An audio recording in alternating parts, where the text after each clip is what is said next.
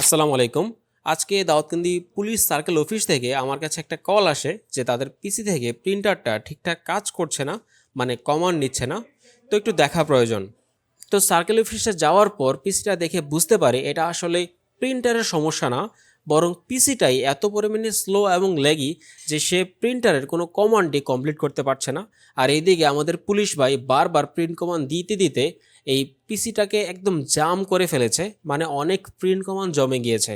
তো ইনিশিয়ালি আমি নতুন করে প্রিন্ট ড্রাইভার দেই, কিন্তু তাতেও খুব একটা কাজ হলো না। আর এই স্লো পিসি নিয়ে সেই পুলিশ ভাইটাও খুব পেন খাচ্ছিল।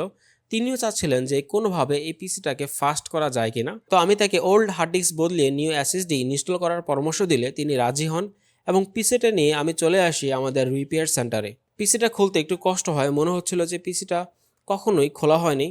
আর পিসির ভিতরের অংশ দেখে মনে হচ্ছে যে এই পিসির জন্মের পর থেকে একে আজ পর্যন্ত পরিষ্কার করা হয়নি।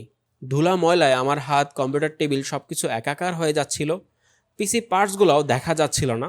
এই পিসিটা কিভাবে এখনও রানিং আছে সেটাই এক আজব বিষয়। তো যাই হোক, পিসিটাকে একটু পরিষ্কার করে কাজে নেমে পড়লাম। প্রথমেই নতুন এসএসডি ইনস্টল করলাম, তারপর সেখানে উইন্ডোজ 10 ইনস্টল, তারপর প্রয়োজনীয় সফটওয়্যার ইনস্টল এবং সর্বশেষ আপডেট দিয়ে আমরা পিসিটাকে আবারও ফাস্ট কাজ করার জন্য প্রস্তুত করে ফেললাম।